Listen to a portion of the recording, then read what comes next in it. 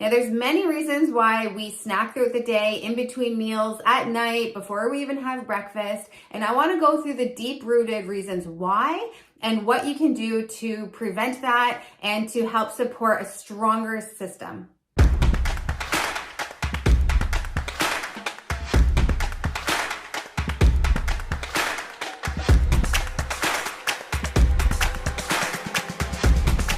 Following a prolonged fast, 72 hours or longer of water fasting, does not need to be challenging. It is going to be your best weapon against cancer and to help support a healthy immune system and healthy anti-aging process for years to come.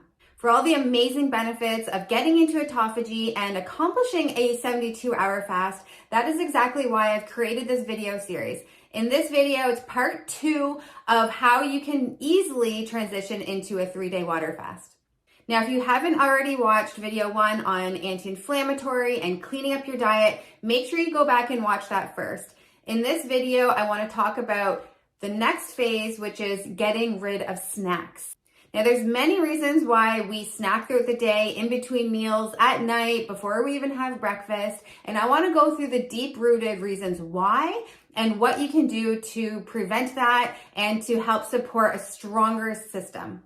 And the reason why snacking is such an issue is because every time you're eating something, you'll be spiking insulin. Insulin is a growth factor, and when it comes to cancer care, it is something we do not want to overstimulate. As a child, it's fine. You're constantly growing. Insulin-like growth factor is an important part of the growth phase, but as adults, we definitely do not want to overstimulate that pathway.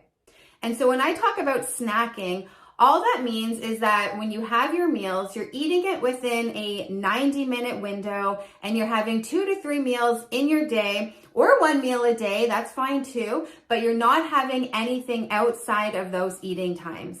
So essentially anything that could spike insulin, like strawberries or almonds, anything that is just like that's healthy and that is something that you normally just walk by the kitchen and grab, that is what we are eliminating in this week. So for this entire week, I want you to really focus on just sitting down, relaxing, enjoying your meal, and not having all those in-between food spikes and things that you really just don't need.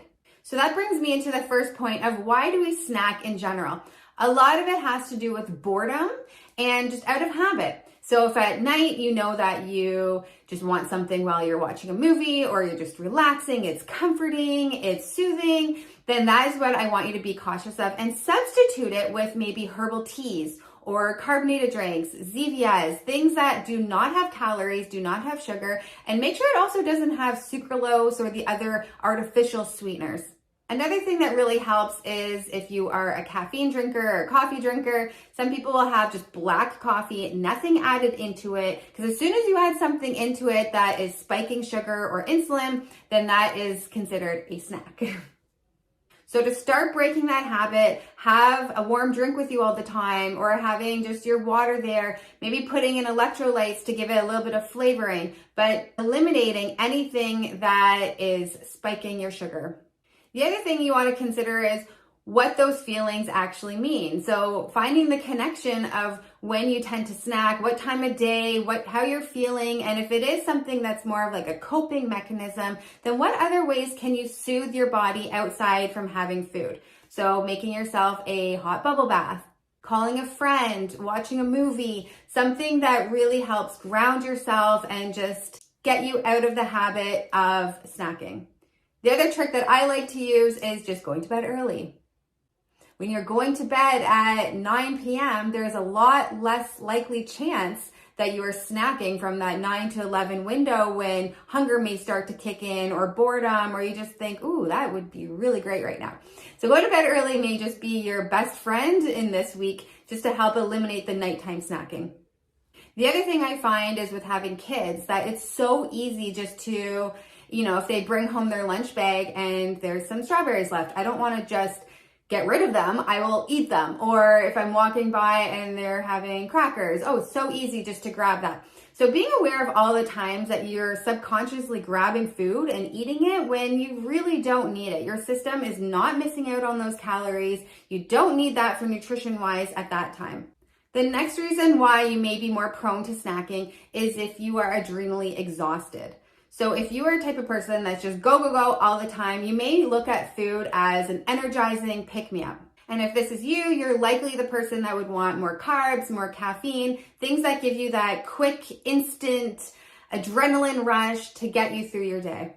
And what we don't realize is when we are metabolically broken or we find that we need those carbs and sugars and caffeine to get us going, that's going to lead to even more insomnia, sleep issues, energy sucking for the next day.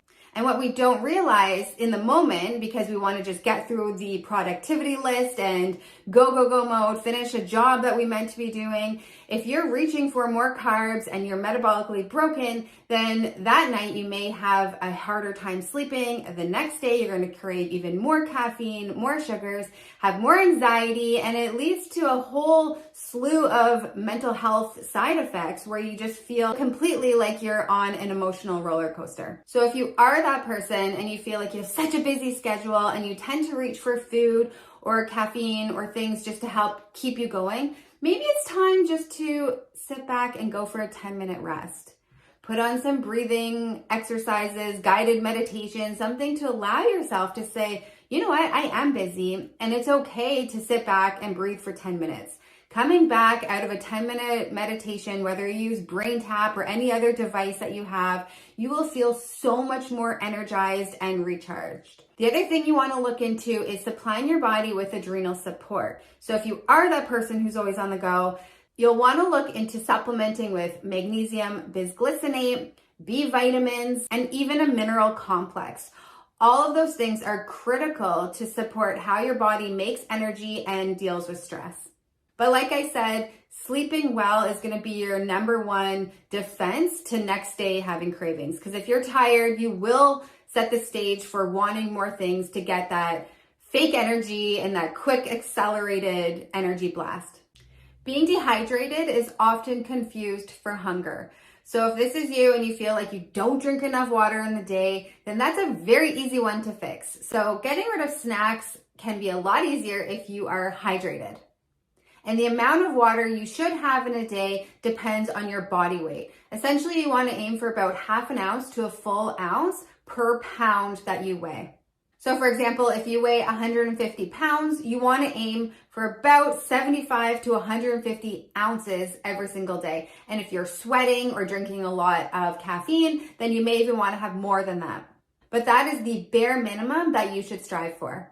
And if you don't love water, then maybe having teas or finding ways just to drink it because your body is made up 70% of water and you just need to have it. And the fourth reason why a lot of us snack or have a hard time break that habit of snacking is if you have an overgrowth of candida in your gut, or if you have a bacterial overgrowth known as small intestine bacterial overgrowth or SIBO. A lot of the common symptoms of having SIBO include bloating, belching, constipation, diarrhea. You feel full even after you drink water, and often you lack energy because absorption is compromised. So if you're a person that craves breads, sweets, processed sugars, having a lot of pastas, then definitely want to look into gut health and understanding what is actually creating that craving in the first place. If you have a lot of abnormal pathogenic bacteria in the gut or yeast, then those organisms are going to want more processed yeast to keep growing and to multiply. So if that is you, always craving more sugary pasta, breads, a lot of the carbs, then look into things like garlic and oil of oregano. That can help kill off the abnormal bacteria or yeast that could be living in your gut. Another way to know if this is you is looking at your tongue in the mirror. If you see a thin white coat there, then likely you have thrush or the beginnings of overgrowth of yeast. And funny enough, the best things you can do for a yeast overgrowth or SIBO is to implement a prolonged fast. So knowing that the first 2 to 3 days of cutting out sugars and getting rid of the processed foods and breads in your diet are going to be the toughest, but you can do it. Just cut it out cold turkey, and knowing by day 4 and 5, things will be a lot easier. Now, the last reason why it may be tough to kick that snacking and cravings habit is hormonal. So look at the patterns that you have throughout the month. If you are someone before your period that you just want to have sugar and carbs and snacks all the time, then we'll know that we can implement certain strategies to help balance your estrogen and progesterone that week before. I hear this all the time where people say, you know, I've been great with my diet and I felt amazing and I can do 24-hour long fasts and it's fine. But then the days leading up to my period and my cycle, all hell breaks loose and just want to eat garbage and don't even give it a second thought. This can also be the case in women who are no longer getting your period, whether it's chemo-induced or natural menopause. And even with men for andropause, if your hormones are out of whack, then you will be craving more foods to help give your body what it needs to produce healthy sex hormones. And some symptoms that may be associated with a hormonal imbalance is brain fog, lacking sex drive, feeling tired all the time, and even temperature changes, so hot flashes. And if this is the case, you really want to focus on boosting your healthy fats. Things like unroasted nuts and seeds, avocado, olive oil, and even root vegetables. Those root vegetables will help with progesterone. And often that's the case where when you're feeling anxiety or feeling tired, you're not getting enough progesterone in the system, and then that can lead to insomnia and more hot flashes. So remember, for this week, you're focusing on cutting out the snacks, having 2 or 3 full meals a day where you just take your time eating, really enjoying the foods that you're putting in your system and not feeling the need for those excess snacks or foods outside of the mealtime.